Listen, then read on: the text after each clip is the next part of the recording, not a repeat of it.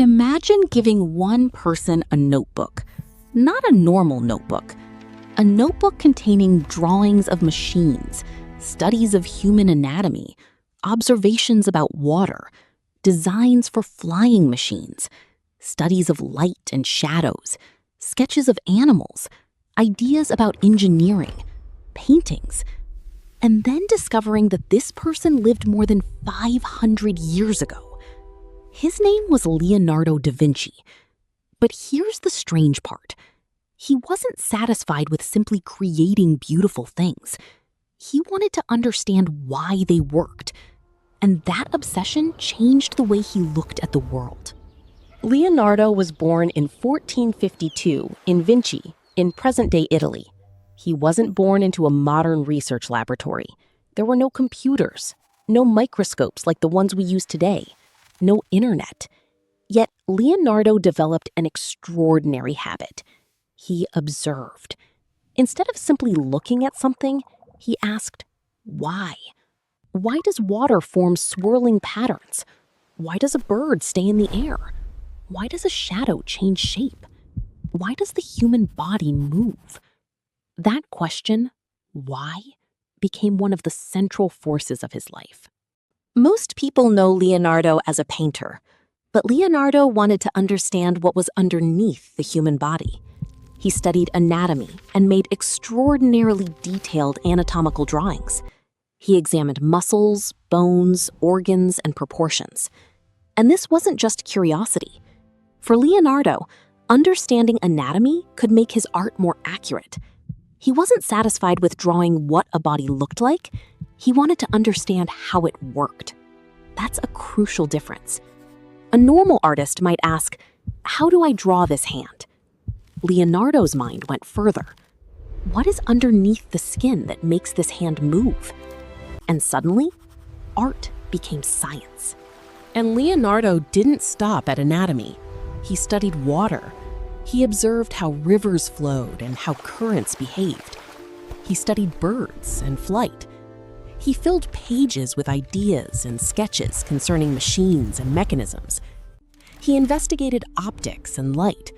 He studied geology and fossils. He was interested in architecture and engineering. Today, we divide knowledge into departments: physics, biology, engineering, art, medicine. Leonardo didn't seem particularly interested in those boundaries. To him, the world was one enormous puzzle, and every subject was connected. A painting could teach you about light. Anatomy could improve painting. Studying birds could inspire questions about flight. Engineering could emerge from observing nature. This is where Leonardo becomes even more fascinating. His notebooks contain thousands of pages of observations, sketches, calculations, and questions. But they don't read like a modern textbook. They feel like you're watching someone's mind think.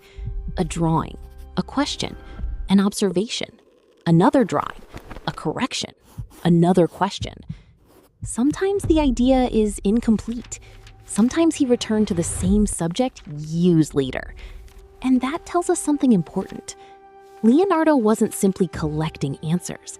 He was collecting questions. And perhaps that's one of the most powerful lessons from his life, because knowledge doesn't always begin with knowing. Sometimes it begins with being unwilling to say, I don't need to understand this. Now, imagine Leonardo looking at a bird 500 years ago and thinking, could humans fly? He produced designs inspired partly by the mechanics of birds and explored different possibilities for flight. His designs were not successful airplanes. They shouldn't be presented as if Leonardo invented the airplane. He didn't.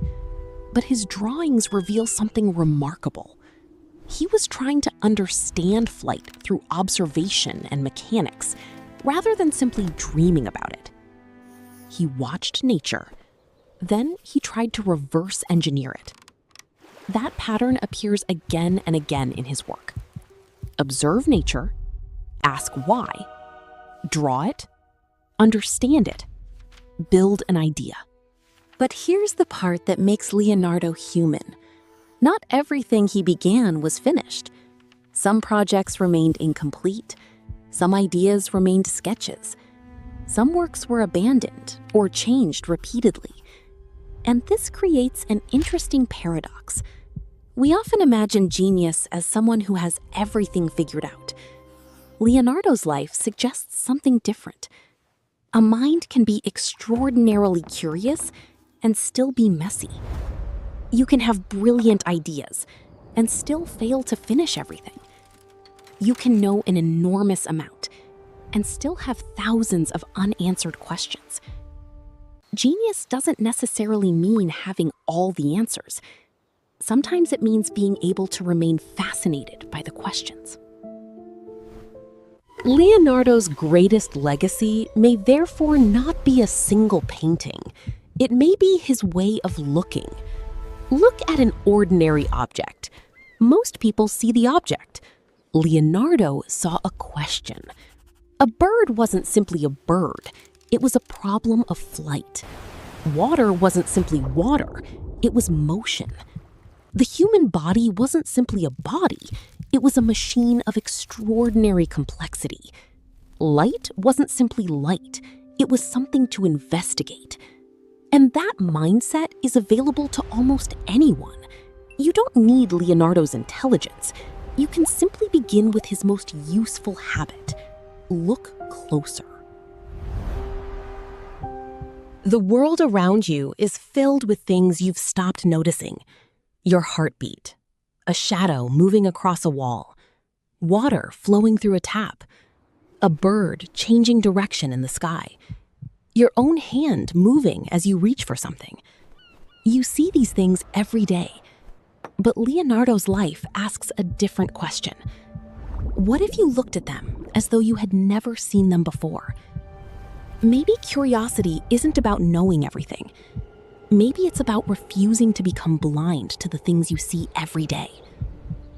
Leonardo da Vinci lived more than 5 centuries ago, but the question he represents is still alive.